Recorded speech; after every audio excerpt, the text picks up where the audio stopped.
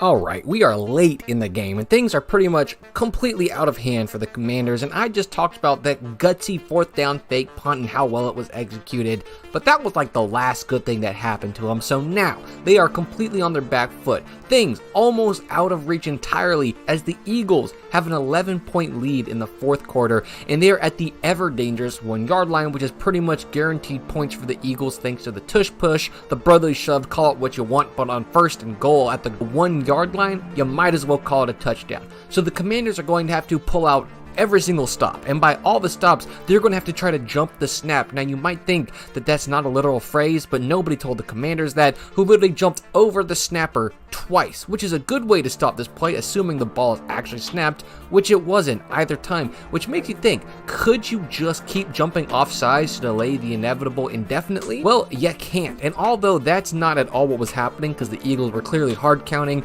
trying to draw them off sides, what we got though was the refs threatening the Commanders with this. Number 93.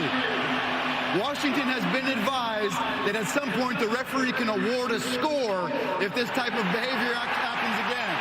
For now, it's a replay of 2nd down. To prevent a score after a warning, even though it's 2 separate people here, can lead to what is called a palpably unfair act. That's right.